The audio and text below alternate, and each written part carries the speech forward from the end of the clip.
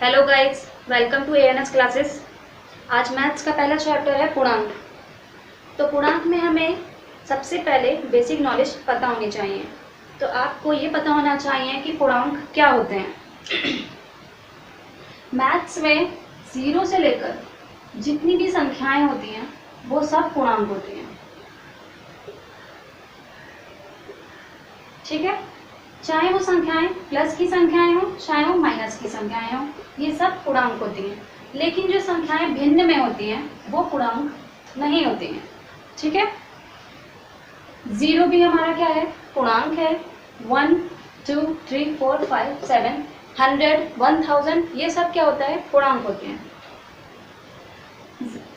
Minus की संख्याएं -1 -2 -3 वो सब भी पूर्णांक होते हैं। ठीक है, वो सब क्या है, पूर्णांक होते हैं। जितने की हमें संख्याएं, जितनी भी संख्याएं हमें पता है वो सब क्या है, पूर्णांक हैं। माइनस की संख्याएं भी पूर्णांक हैं और प्लस की संख्याएं भी पूर्णांक हैं। अब अगर बात करी जाए कि संख्या रेखा पे पूर्णांक को कैसे लिखा जाता है, तो सबसे पहले हम एक संख्या रेखा बनाएंगे। कैसे बनाते हैं संख्या रेखा, एक हमने लाइन ड्रॉ कर दी, ऐसे करके बनाया। 0 को हम सबसे सेंटर में लिखते हैं, 0, क्योंकि ये भी हमारा एक पूर्णांक है। तो संख्या रेखा पे पूर्णांकों को संख्या रेखा पे बनाना है। संख्या रेखा, ठीक है। कैसे लिखेंगे संख्या रेखा पे, इधर साइड में 0 से 1 2 3 4 5 6 7, ठीक है। ये एरो हम इसलिए बनाते हैं कि यहाँ पे संख्या रेखा खत्म नहीं हुई है। यहाँ पे क्या हो रहा है, इसके आगे और भी बढ़ सकती है जितना चाहिए। तो इसलिए ये एरो ऐसे बनाया जाता है कि ये आगे को चल रही है, ये यहाँ पे रुकी हुई नहीं है। ठीक है, तो ये सारी संख्याएं कैसी हैं, ये संख्याएं हैं प्लस की संख्याएं। प्लस की संख्याओं में प्लस का निशान लगाना जरूरी नहीं होता है, उन्हें हम ऐसे लिखेंगे तब भी हमें पता चलता है कि हाँ ये संख्याएं प्लस की हैं। लेकिन माइनस की संख्याओं में माइनस लगाना जरूरी होता है। तो 0 से इधर की संख्याएं होती हैं माइनस की। ठीक है, तो यहाँ से हम -1 से स्टार्ट करेंगे। -1 -2 -3 -4 -5 -6 -7। तो यहाँ पे भी क्या है, एरो लगा हुआ है। इस एरो का भी क्या मतलब है कि यहाँ पे माइनस की जो संख्याएं हैं वो खत्म नहीं हुई हैं, यहाँ पे और आगे हैं। मतलब कितनी भी हो सकती है, -100 1000 कितनी भी हो सकती हैं, ये यहाँ पे खत्म नहीं हुई हैं। तो ऐसे बनाते हैं हम संख्या रेखा। 0 सेंटर में रहता है और 0 के इधर की सारी संख्याएं प्लस की संख्याएं हैं और इधर की सारी माइनस की संख्याएं। तो पूर्णांकों को संख्या रेखा पर ऐसे दिखाते हैं। ठीक है, अब क्या होता है कि जो पूर्णांक होते हैं उनमें जोड़ा या घटाना कैसे किया जाता है, पूर्णांकों का जोड़ घटाना कैसे किया जाता है, सबसे पहले हम देखेंगे। उसकी भी एक ट्रिक होती है कि कैसे करेंगे। जैसे कि पहले हम देख लेते हैं कि जोड़ कैसे किया जाता है, जोड़ना घटाना। ठीक है, कैसे करेंगे। हमारे पास मान लीजिए कोई संख्या है माइनस की, ठीक है, और हमें उसे दूसरी संख्या है प्लस की। ठीक है, आंसर आएगा ये हमारा जो होता है माइनस प्लस, आंसर आएगा माइनस में। नहीं समझ में आया, समझ में ऐसे आएगा। देखिए हमारे पास कोई संख्या है -3 फिर +2, तो इसका आंसर क्या आएगा, इसका आएगा माइनस प्लस माइनस। तो हम क्या करेंगे, इसमें माइनस करेंगे। ठीक है, क्या करेंगे, माइनस करेंगे। कैसे क्यों करेंगे, क्योंकि माइनस की ये संख्या है, ये प्लस की संख्या है, ये दोनों मिलकर, ये माइनस की ये प्लस की मिलकर हो गए माइनस। तो हम इसमें करेंगे माइनस, 3 में से 2 को माइनस कर देंगे तो 1 आ जाएगा, है ना। तो इसका मतलब ये हुआ है। ठीक है, माइनस प्लस माइनस। ठीक, अब अगर बात करें कि अगर कोई संख्या, सबसे पहले संख्या प्लस की हो फिर माइनस की हो, तो हम क्या करेंगे, है ना, प्लस माइनस, ये भी क्या होगी, माइनस ही होगी। जैसे कि कोई संख्या +5 ले लीजिए, +5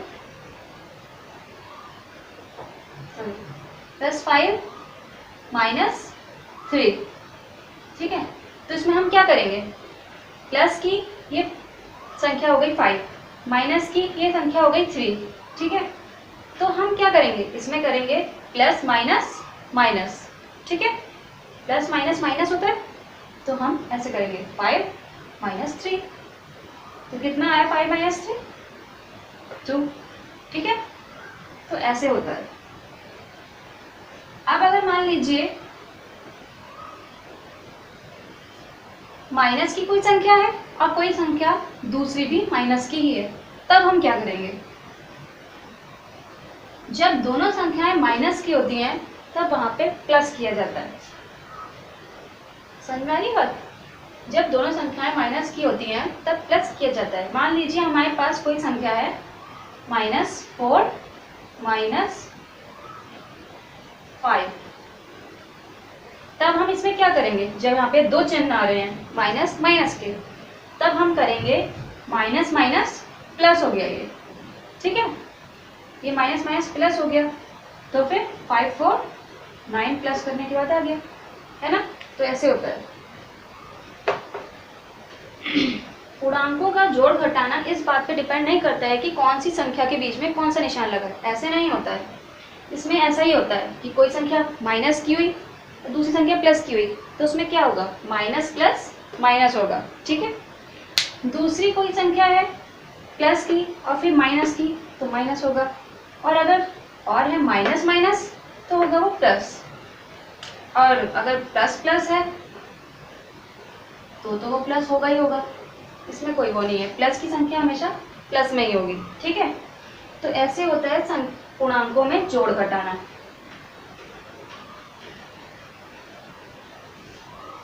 इसको आप ऐसे समझिए, जैसे कि कोई संख्या ले लेते हैं हम माइनस की, -7 + 2, तो इसमें हम क्या करेंगे, माइनस प्लस क्या हो गया, माइनस हो गया, माइनस प्लस माइनस हो गया, तो हम 7 में से 2 को माइनस कर देंगे, आंसर आ जाएगा।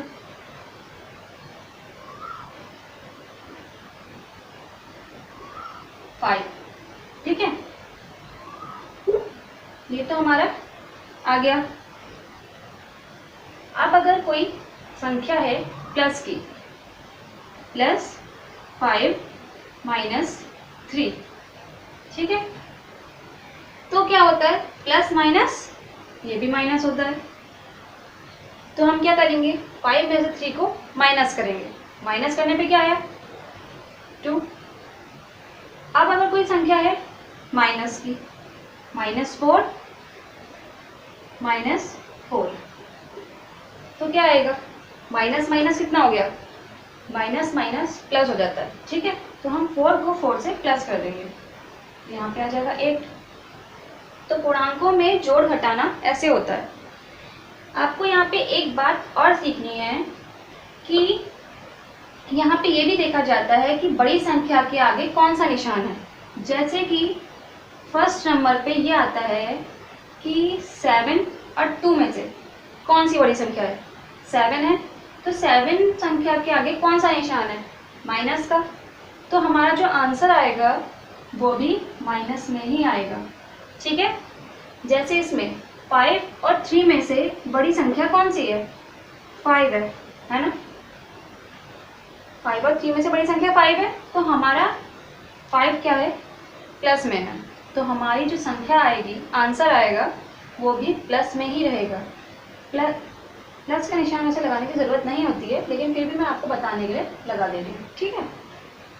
अब यहाँ पे क्या है, इस 4 वाले में दोनों संख्याएं बराबर हैं, ठीक है, तो आंसर में माइनस माइनस प्लस हो गया था, ठीक है, तो आंसर 8 है। घटाना पूर्णांकों में ऐसे होता है,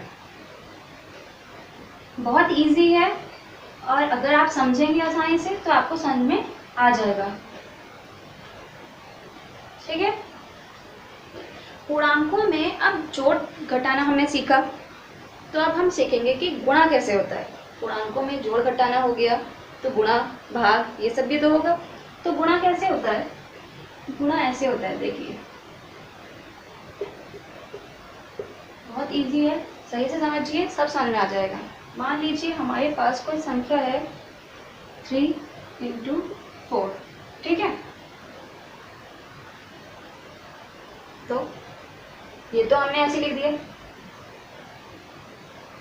3 4 12, ठीक है। अब अगर ये तो सिंपल सादा था, इसमें कोई निशान नहीं लगा सिवाय गुणा के, गुणा लगा था हमने सिंपल सादा गुणा कर दिया इसमें, ठीक है। लेकिन अगर इसमें कोई निशान लगा होता, कोई चिन्ह लगा होता प्लस या माइनस का, ठीक है, तो कैसे करते? जैसे कि मान लीजिए 2 लिया हमने, 2 × -3, तो हम कैसे करते? तब हम ऐसे करते कि 2 3s are 6, ठीक है। और बड़ी संख्या कौन सी है हमारी? 3, तो माइनस कौन सा है? माइनस लग जाएगा बड़ी संख्या का, ठीक है। 2 जो है वो छोटा है, 3 बड़ा है, तो हमें जो भी बड़ी संख्या में चिन्ह होता है वो हमें लगाना पड़ता है, ठीक है। अगर मान लीजिए ये 4 × +2 ऐसे होता, तब हम क्या करते? 4 2s are 8, और निशान बड़ी संख्या का प्लस है, छोटी संख्या में वही प्लस है, तो हम इसे ऐसे छोड़ देंगे। प्लस को लगाने की ज़रूरत नहीं होती है, कोई भी संख्या जब खाली लिखी होती है तो वो प्लस की ही मानी जाती है, ठीक है। लेकिन मैं आपको समझाने के लिए लगा दे रही हूँ कि ये प्लस की संख्या है, ठीक है। इसमें आंसर आया +8। तो गुणांक में गुणा ऐसे होता है, अगर वो सीधा है तब तो आप आराम से कर सकते हैं, ठीक है, आसानी से कर सकते हैं। लेकिन अगर उसमें माइनस लग जाता है, प्लस लग जाता है, तो थोड़ा टफ हो जाता है, तो आपको कंफ्यूजन होने की ज़रूरत नहीं है, ठीक है। तो ये ऐसे होता है। अगर मान लीजिए इन संख्याओं में दोनों तरफ माइनस या दोनों तरफ प्लस या एक तरफ ऐसे लगा होता, तब आप कैसे करते? तब हम ऐसे करेंगे कि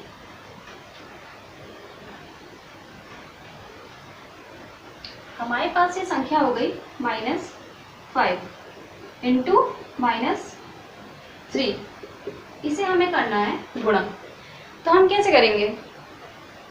हम ऐसे करेंगे, देखिए माइनस की संख्या है, ये भी माइनस की है, तो माइनस माइनस हमारी क्या हो गई? प्लस हो गई, है ना, प्लस हो गई। और 5 3 कितना होते हैं? 15, ठीक। और बड़ी संख्या के आगे कौन सा निशान है? माइनस का, तो हम क्या लगा देंगे? माइनस, ठीक है। भले ही वो माइनस माइनस प्लस हो गई थी, लेकिन जो चिन्ह जिस संख्या के आगे लगा है वो वैसा ही रहेगा, वो चेंज नहीं होता है, ठीक है। अब अगर मान लीजिए आपके पास कोई संख्या है -4 ×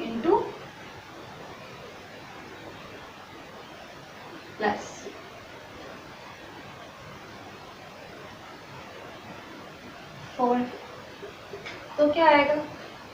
माइनस प्लस माइनस हो गया, ठीक है, माइनस प्लस माइनस हो गया, सॉरी माइनस प्लस माइनस हो गया, और 4 4s are 16, और बड़ी संख्या के आगे कौन सा निशान है?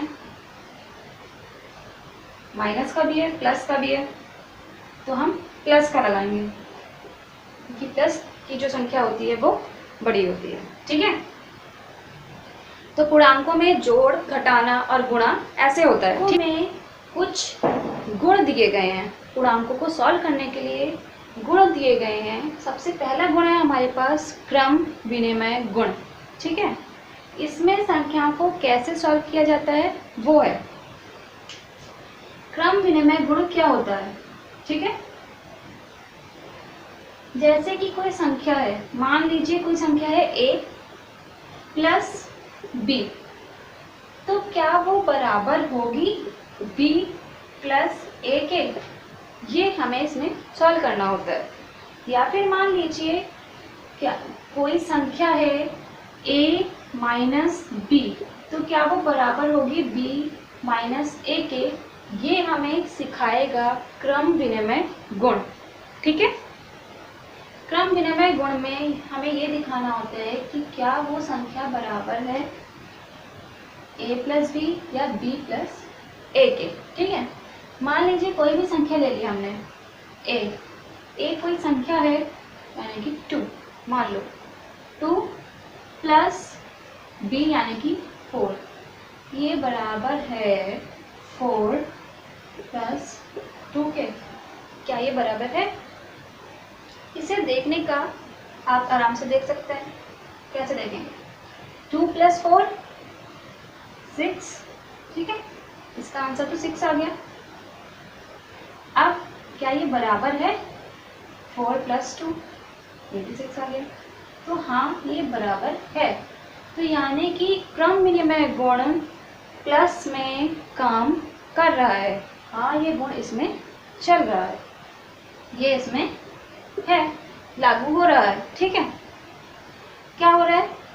a प्लस बी बराबर है b प्लस a के। तो हमने अभी देखा कि a कोई संख्या है यानी कि 2 plus 4 is equals to 4 plus 2, यानी कि जब हमने इसे सॉल्व किया तब हमें आंसर जब मिला तो दोनों क्या है? बराबर है। आंसर क्या है? दोनों बराबर है, यानी कि ये गुण इसमें लागू हो रहा है, प्लस में ये गुण लागू हो रहा है। a minus B is equals to b minus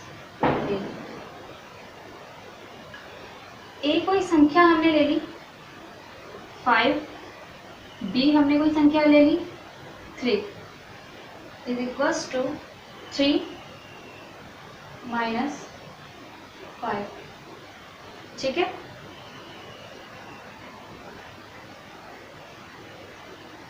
five में से 3 को माइनस करेंगे 2 आएगा। बड़ी संख्या के लिए कोई निशान नहीं है, यानी कि प्लस में है, तो हम भी इसे ऐसे ही रहने देंगे। तो क्या ये बराबर है 3 माइनस 5 के? 3 यहाँ पे क्या है? छोटी संख्या है ना? तो क्या होगा? हमने 5 में से 3 को माइनस किया तो आंसर 2 ही आएगा। ठीक है, लेकिन यहाँ पे छोटी संख्या पहले है और बड़ी संख्या बाद में है ना? तो हमारा जो 2 आएगा वो होगा माइनस का, क्योंकि हमने क्या किया? इसे उल्टा कर दिया, मतलब इनकी संख्याओं को हेर फेर कर दिया, और बड़ी संख्या के आगे क्या है? माइनस का निशान। अगर आप सीधे से ये भी देखें कि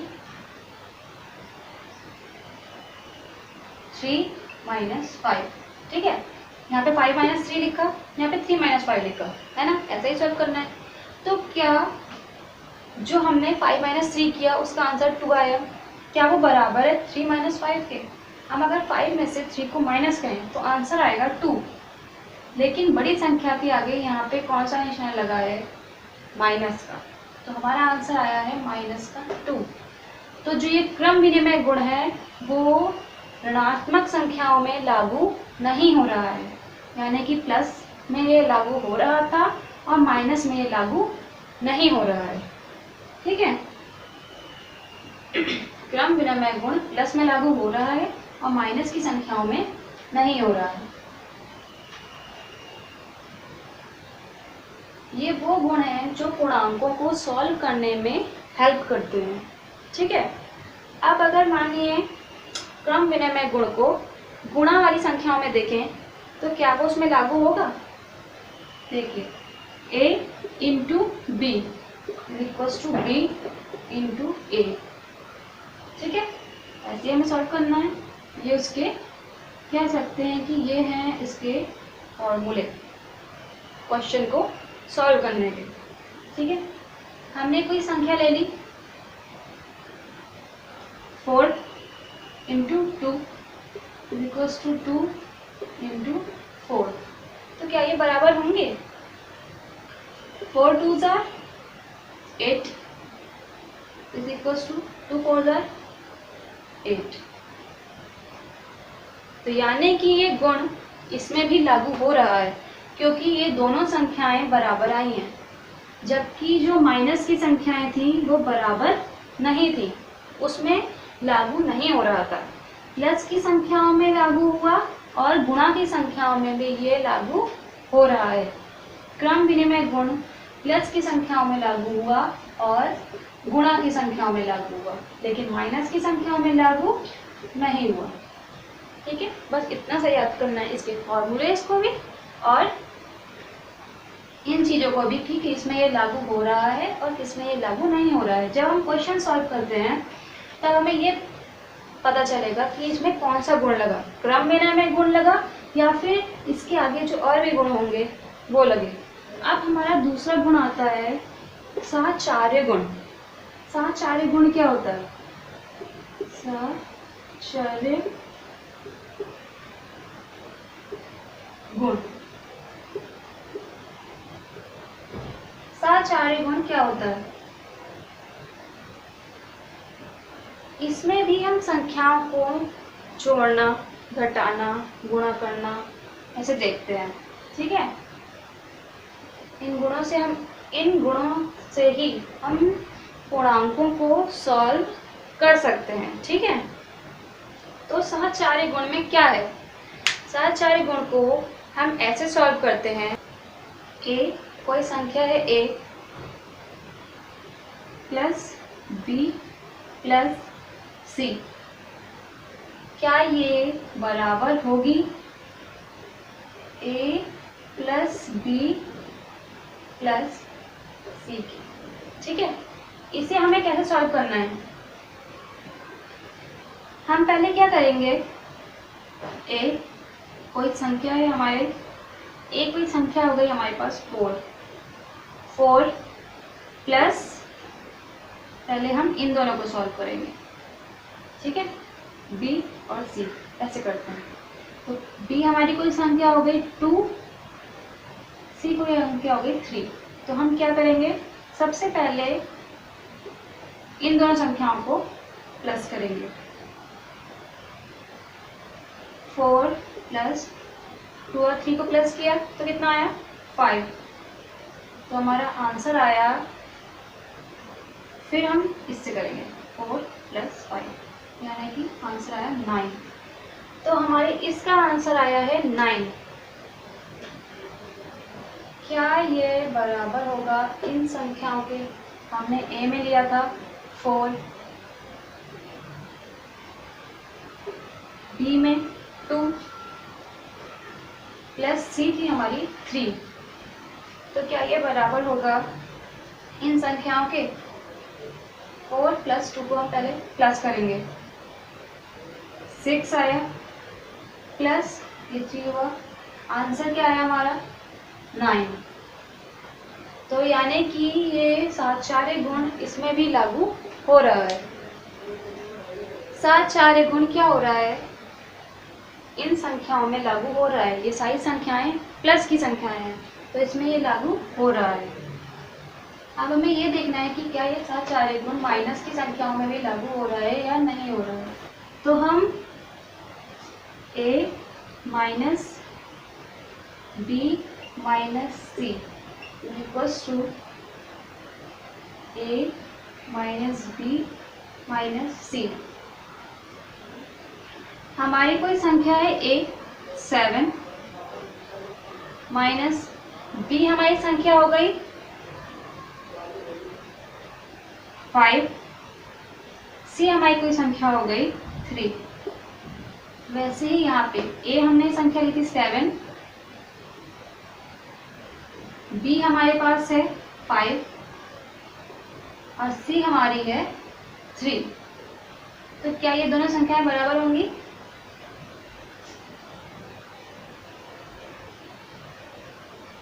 अब इसे सॉल्व करके देखेंगे। सबसे पहले हम ब्रैकेट की संख्याओं को ही सॉल्व करेंगे। 7 माइनस 5 माइनस 3 2। आंसर क्या आया? इस 7 से 2 को माइनस कर देंगे, आंसर क्या आया 5। बड़ी संख्या के लिए कोई निशान नहीं था, कोई चिन्ह नहीं है, कोई निशान नहीं लगाया, तो इसका आंसर आया है 5। अब क्या इसका आंसर भी यही आएगा?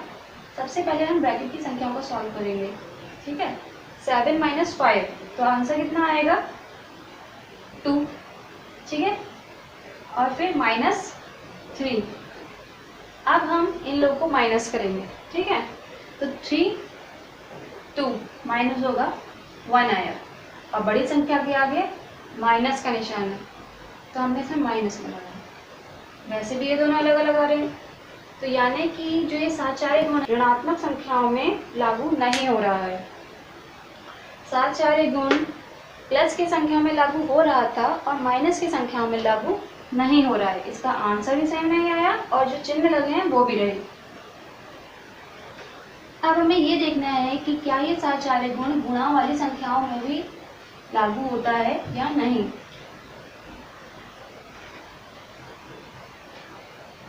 पूर्णांकों को सॉल्व करने के लिए कुछ नियम दिए तो हैं, कुछ गुण दिए हैं, वही गुण है। प्लस की संख्या में लागू हुआ, ठीक है। अब हम देखेंगे कि कौन सी और संख्या में लागू हो रहा है या नहीं हो रहा है। माइनस की संख्या में लागू नहीं हुआ था, ठीक है।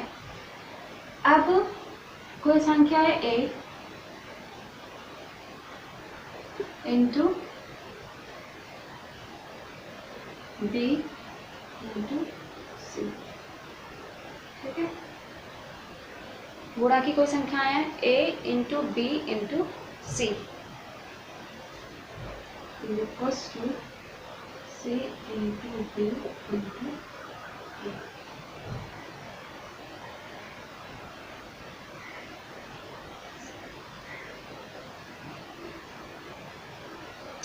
कोई संख्या ले लेते हैं a 2 into 3 into 1 is equals to 1 into 3 into 2।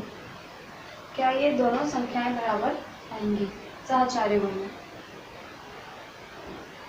2 3 jar 6 into 1, ठीक है। 6 इंटू 1, 6 1 जार 6, तो इसका आंसर आया है 6। अब इसमें देखेंगे 1 3 जार 3 इंटू 2 और 3 2 जार 6, तो यानी कि इन दोनों का आंसर सेम टू सेम आया है। तो यानी कि ये साचार्य गुण गुणा में भी लागू हो रहा है। माइनस यानी कि ऋणात्मक संख्याएं साचार्य गुण में लागू नहीं हो रहे थे, और धनात्मक और गुणा संख्याएं लागू हो रही हैं साचार्य गुण में। तो अभी हमने पढ़ा कि क्रम विनिमय गुण क्या होता है और साचार्य गुण क्या होता है, ठीक है। अब इसका थर्ड गुण जो है वो है वितरण गुण। वितरण गुण में भी ऐसा ही होता है। वितरण गुण क्या होता है? वो भी गुण इनमें से एक है। वितरण गुण भी हमें ये बताता है कि हमें पूर्णांकों को किस तरीके से सॉल्व करना है। a इंटू बी प्लस सी, या फिर हम इसे ऐसे करें a इंटू बी प्लस सी, लेकिन इसको और इसको गुणा करके।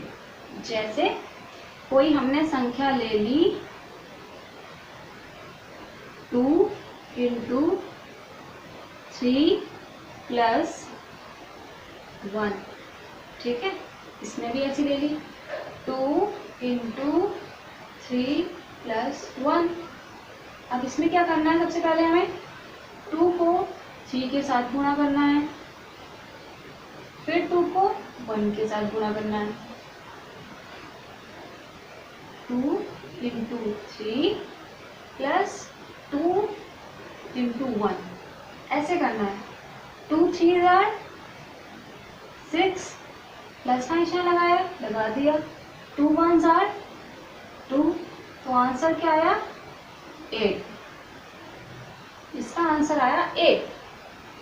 अब अगर इसको देखा जाए, सबसे पहले हम ब्रैकेट की संख्याओं को सॉल्व कर लें। 3 + 1 4 आया। अब हम 2 के साथ इंटू कर देंगे। 2 4 = 8। तो ये दोनों संख्याएं क्या हैं? बराबर। चाहे हम इस विधि से इसे सॉल्व करें, चाहे हम इस विधि से सॉल्व करें, ये वितरण गुण इसमें लागू हो रहा है। गुणा और प्लस की संख्याओं में ये लागू हो रहा है। अगर इनके बीच में माइनस की संख्याएं होती तो ये लागू होता है या नहीं, ये देखना है। बिल्कुल इसी तरीके से माइनस की संख्याओं को सॉल्व करके देख लेते हैं कि उसमें ये लागू हो रहा है या नहीं हो रहा है। मान लीजिए हमारे पास संख्या है 3 × 5 - 2। यहाँ पे भी वही है, 3 × 5 - 2, लेकिन सॉल्व करने का तरीका अलग है। ठीक है, सबसे पहले इसे देख लेते हैं। 3 × 5 - 2 को पहले सॉल्व कर लेंगे। माइनस किया इसे, 3 आया। 3 3 = 9। अब इसे देख लेंगे। पहले इसको प्लस वाली संख्याओं की तरह, पहले इसे इससे गुणा करेंगे, फिर इसे इससे गुणा करेंगे, यानी कि ऐसे 3 × 5, माइनस का निशान लगाए, 3 × 2। पहले हम इसे सॉल्व कर लेते हैं। 3 5 = 15 और ये 3 2 = 6। ठीक है, फिर 15 में से -6 करेंगे तो कितना आएगा?